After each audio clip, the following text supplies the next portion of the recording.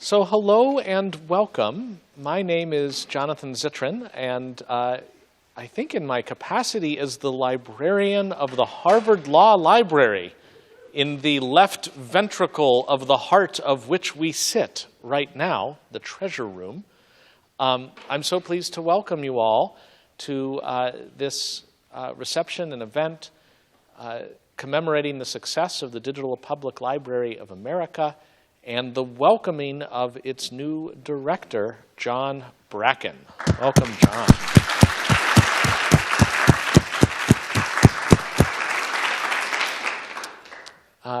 Boston is fond of thinking of itself, I don't know how others think of it, as a city of ideas, city of the mind, city of teaching and of learning, and for America, a city that is one of the oldest and thinks perhaps to the farthest horizon. And among librarians, that's a lot of what we are doing as well.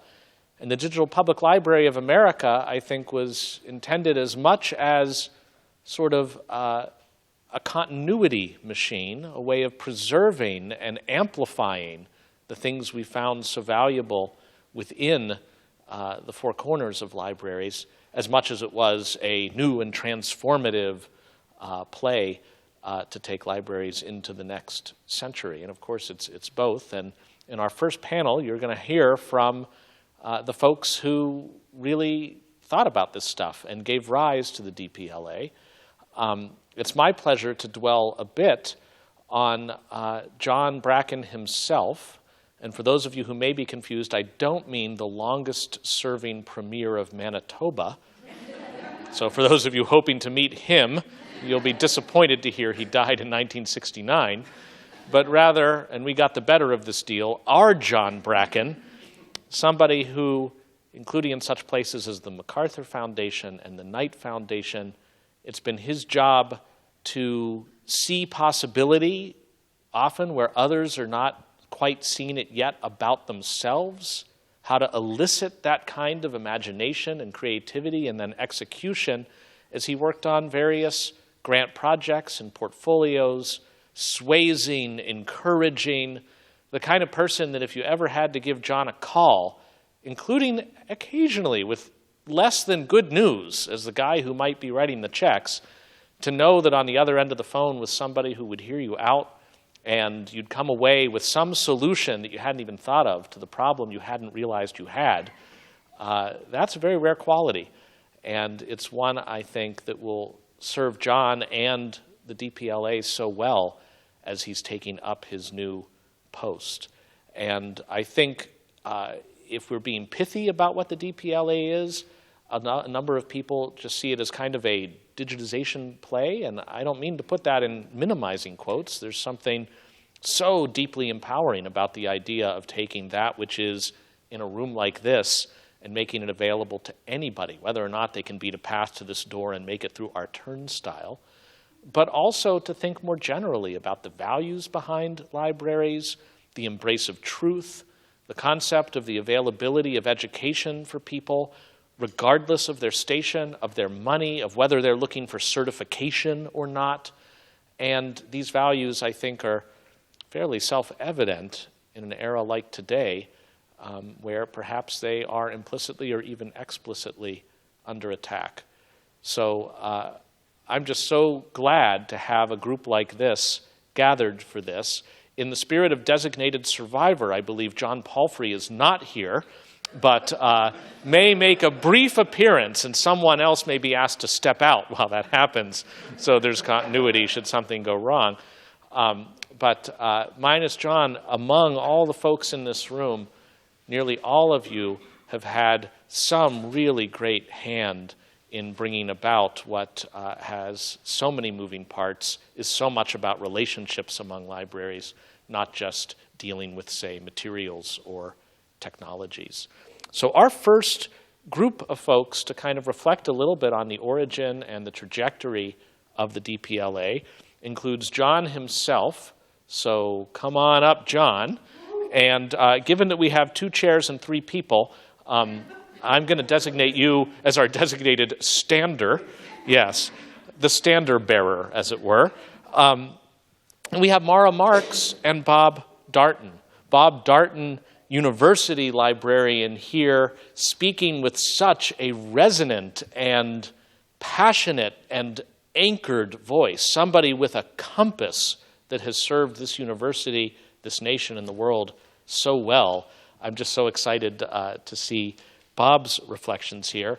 And Mara Marks, who has been so deeply involved in all aspects, not only of the DPLA, but of the funding establishments, the constitutive establishments of our national and ultimately world network of libraries. And I just know after hearing from them, we will be reminded of just how vital these institutions and these people they comprise are to a healthy, vibrant, growing, fair, and just, have to work that in the law school, society.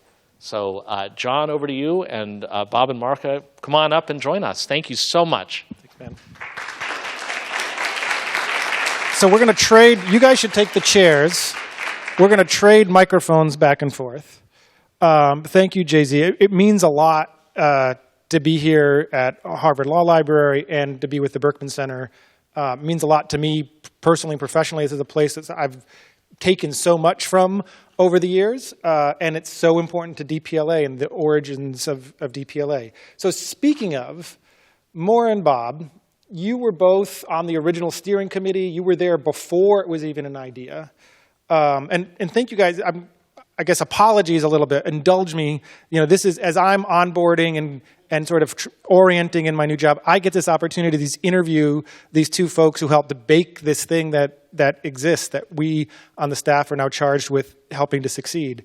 What were you thinking? What was the sort of original light bulb moment you had? What brought you to the table? You know, I think it was probably almost exactly 8 years ago that you guys had the first, maybe 7.5 years ago, you had the first meeting here at Harvard. What was the impulse? Tommy, let's start with you. It's a long story, but it's a collective story. I mean, I think lots of people were having ideas about creating an institution that would out-Google Google and do it in the public interest. In a way, though, it did begin, I don't know if you'd agree, Maura, with Google, because they began digitizing books in 2004. And at first, it looked like a great idea. At least it did to many of us, because it was to be a... Did you hear me okay? I brought up the G word, Google. The original idea was to be a search service. And so the user could, in principle, look up a title or an author or an idea, even on a screen, and Google would give you snippets so you could have some idea of the immediate context, and then often would tell you where you could find the book in the nearest public library. We thought it was just great. And we also thought about just the sheer volume of knowledge that could be digitized at scale. So before Google did this, we were digitizing, very slowly, and it was costing us, I remember, it was costing us $4 a page to digitize a book. And then suddenly Google came on the scene and was doing entire libraries. And so there was this incredible feeling of, oh my gosh, this is a moment where we can really put all knowledge online, and we can do so many things. We can reach so many people, and we can do large-scale data work. It was so exciting. So Mara was out there at the Boston Public Library digitizing away at enormous expense. I think I was not. I'd like to. She was overpaid as usual. Actually, I have several drawers full of folders about the origins of the DPLA. At Harvard, we began thinking about it around 2007 when I came here, and Google asked to digitize books that were covered by copyright. That led to the lawsuits. I won't go into the whole story, but in February 2008, we created, after a big debate in the Faculty of Arts and Sciences, DASH, a digital repository that would make the scholarly articles produced by the faculty available free of charge. And after Dash, it seemed that while Google was transforming its search service into what turned out to be a proposal for a commercial library, we thought maybe, we could do something along those lines. My first proposal was actually in April 2013, a memo I sent out trying to combine the research collections of Harvard, the New York Public Library, and the Library of Congress. And one memo after another fell flat. Sarah got a rather poor reception by other people in the Harvard Library, but finally it was April 2009, I sent a letter out to heads of foundations, heads of libraries, and computer scientists, inviting them to attend a meeting at Harvard, which took place on October 1st, 2010, and that's where we really began to make it happen, and that's where you came into the picture, Mark. And many others. And that's, during that time, you described so well what was happening at Harvard. There was so much going on in the country, so the Open Content Alliance had been formed, and Brewster Kahle and the Internet Archive was, bringing libraries together, thinking about open digitization and non-commercial digitization. The Boston Library Consortium was very active, I'm proud to say. Boston was right out there in front. And so this was just the zeitgeist. Everyone was really thinking about how do we create this public access library. And Jonathan spoke so beautifully about the values of libraries. It wasn't just about the stuff. It was about working together and transcending this moment that seemed like commercial forces were sort of taking over all that we held dear.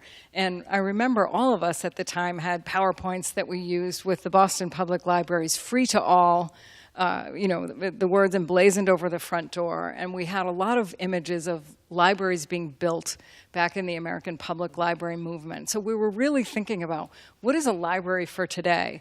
And then Professor Darnton got this wonderful group together.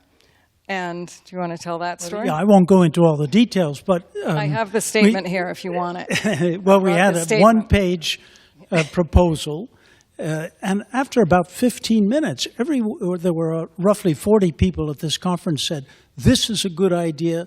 We can make it happen."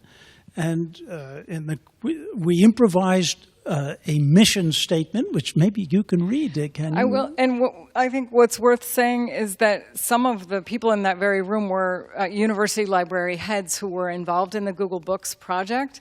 And even they were realizing, okay, we have to create some other alternative. So the statement that we sort of worked on all day, I'll try to be quickly. Leaders from research libraries, foundations, and a variety of cultural institutions gathered in a workshop at the Radcliffe Institute, blah, blah, blah, in order to discuss how to work together towards the creation of a digital public library of America. That is, an open, distributed network of comprehensive online resources that would draw on the nation's living heritage from libraries, universities, archives, and museums in order to educate, inform, and empower everyone in current and future generations. And there was a lot of wordsmithing that went on there because of words like empower and everyone. And extended. So the idea of extension meant it was to be a horizontal type organization, not a vertical one like the Library of Congress, for example. So we appointed a steering committee. We had 5 major work groups. We had big public meetings in Washington, D.C., San Francisco, Chicago. We had a beta sprint where 1,100 computer technicians proposed ideas for the infrastructure. I mean, things just took off. The first grant came from the Sloan Foundation, where Doran Weber was a big supporter. It was $150,000 for the first 4 months. And the Berkman Center, with people like Jonathan Zittrain, got deeply involved. So the momentum built up at a terrific pace. And on April 13th, wasn't it, 2013, we launched, and things did not crash. They took off. One more exciting thing, because there's so many exciting things about this, was that big tent approach. And it really felt like maybe this was what Berkman Center brought to the project. It was sort of a neutral but very engaged place to act as a home. So it would have been different had one library really said, okay, we're the center of this DPLA. But Berkman infused its own values into the DPLA, and so it took on this very open, welcoming, entrepreneurial sort of, what am I looking for? What's the word I'm looking for? Spirit. So, okay, I'll be quiet now. You can ask some questions. No, great. You're doing exactly what I want you to do, but I'm going to steal your Okay. microphone to ask a question. So that was 2010, 2011. This is 2018. It's a different world. I mean, I think we think differently about information. We have new lessons about the role of the internet as a force in society. I think we've seen a new set of energy and entrepreneurship coming from a lot of traditional institutions, including libraries. How, as you reflect back on those early meetings, how do you think about where we are today? What conversations would we be having today if we were founding a digital public library of America that maybe you didn't have in 2010? Well, to begin, I could mention two things that we, at least I, had not anticipated at the beginning. The first was the importance of public librarians. I mean, I confess that as a scholar, I tended to think of the DPLA as something that would link up research libraries. It had a broad mission, but I myself, it was a weak point on my part, imagined serious scholars drawing on this digitized base. No, the public librarians jumped in at our first big meetings. They were extremely active, and in all of the annual meetings we've had since, I would say that the heart of the DPLA is with public librarians. It's been fascinating to see how they took the initiative, developed things as they wanted them to develop. And the second unanticipated direction that we took was toward public education. So there are sort of course packets which a DPLA provides to public schools everywhere. We've cooperated with the National Public Broadcasting. In 2015, President Obama helped launch a project to bring e-books to poorer neighborhoods in certain areas. And the whole kind of educational mission developed in a rather unanticipated way. So that's, again, going back into the past. It could be that Maura has ideas about the future. I agree with you on your points. And, the public librarians, I would say, are just representative of that activist platform that public libraries are today for all communities. And so I think a DPLA has to think about that, their role as a neutral, trusted, accurate, a place where the truth can be told or will be told. And you were at night, so maybe you were thinking about truthiness in news. Maybe we were thinking more about information quality, but I was not thinking about large-scale attacks on facts and things, and I think libraries have an important role to play there. I think again, going back to the excitement is you have this platform and you have an ability to bring people together around this trusted, time-tested institution and use that. So if I try to peer into the future, I have enough problems forecasting the past, not to mention the future. Says the eminent historian. But there's one thing that occurs to me. I've been reading a lot of books that deal with fake news, hoaxes, and so-called digital silos produced by the new social media, which did not exist when we first began.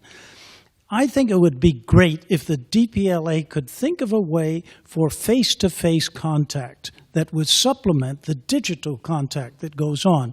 And this could be done through the service hubs, which are now very active in many of the states. I think they could sponsor such contacts, and it would reinforce things, because I honestly believe face-to-face improvised contact between real human beings is terribly effective. I'd like to also just put in a pitch for real access still. I think that's still an issue. So broad public access to knowledge and to materials is still an issue. And, you know, the Open eBooks project is a great start. But a DPLA can do an awful lot to close the digital divide today, and I think has made progress in the last years, and picking that up and running with it is going to be important. Another thing I've mentioned to you, John, is maybe the DPLA, which, as probably most of you know, has a very small staff. I mean, it's not a bureaucracy at all, but it might think of developing a foreign affairs department, because everywhere I go, especially in Latin America and Europe, people want to develop their own DPLAs, and there are many other organizations, but not just Europeana. I think especially in countries like Argentina, Brazil, Mexico, there is tremendous eagerness to be part of this, and they say, why don't you call it the Digital Public Library of the Americas? So that's something you might think of. You need money to staff it, etc. But I think we're getting close to the point where we will have a world digital library integrating all of these different systems. So in this, I've got lots of questions, but in the spirit of the participatory platform that we started off as, I want to make sure if folks have questions that they want to ask any of us, especially these two eminent leaders, to catch my eye.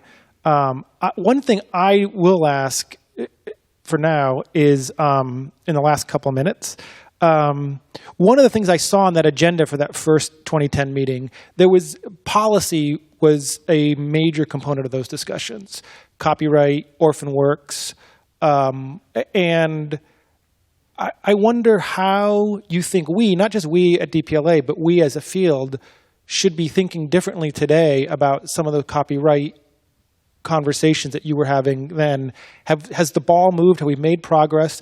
I don't see a lot of, we have not had a lot of discussions about what's our orphan work strategy, for instance, and I don't know whether that's a good thing or a bad thing. This one you leave for me to start? You've got...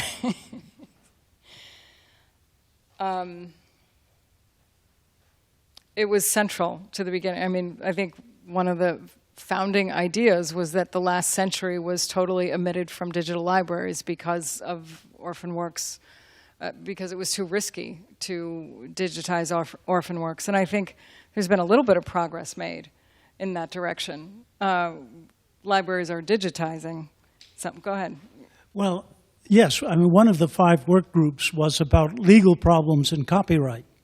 And we, frankly, faced the fact, with a lot of lawyerly support, that we would have to eliminate most of the 20th century literature. So virtually everything after 1923 was out of bounds.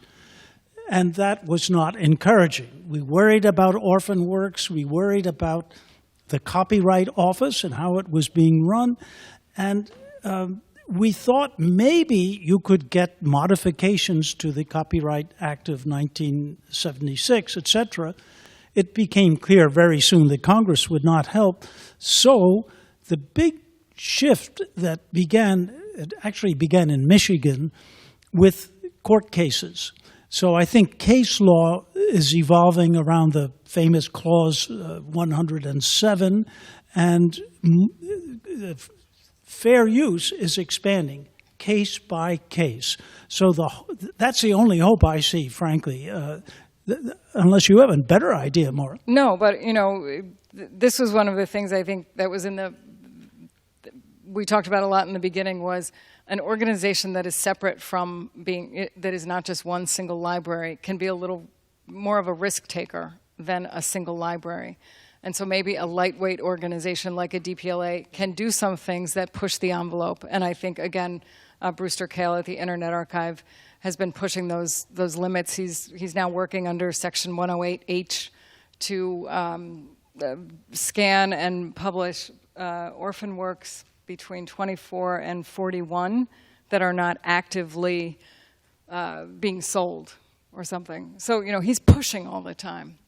And I think finding ways... He hasn't changed in the last 10 years. He has not changed. This is still a mission. So finding ways to push and, maybe enticing a little more risk in libraries, maybe I can say comfortably since I'm not sitting in a library.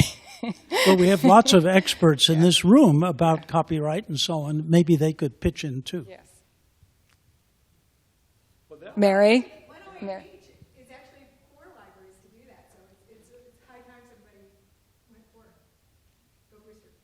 Go Brewster. Go Brewster. Okay. Thank you, Mary. I think Maura's point, though, is very important, that the DPLA can take risks that individual institutions cannot. Certainly at Harvard, we're run by lawyers. And they're good lawyers. They're public-spirited and so on, but they are a terrific drag if you want to innovate in any way. So I'm for taking risks, and a broad public interest organization like the DPLA can be the kind of organization that would step over the line and take some chances with copyright. Yeah, we used to say, who would want to sue 200 libraries? I love the exhortation to take more risks. I'm happy to end that there. That's really great. Does anyone have a question while we have these two leaders? Yeah, please. I just want to add to that. I think something that we've learned over the last year. I'm sorry. I'm Tom Blake from Boston Public. We have always thought of copyright from the legal perspective and not the business perspective. I think there's also an opportunity to re-engage publishers. And so, for example, and it might sound self-serving, but we have the Houghton Mifflin back catalog at the BPL, and they actually just gave us permission to digitize that entire collection in a certain way. But it turns out there's business reasons for that. So we don't have to worry about the legal issues. We actually reached out, and we're being nice to each other, and we're going to move forward with that. I think that is the perfect time to make our transition to our next conversation. You guys, thank you both so much. Thanks for being such great supporters.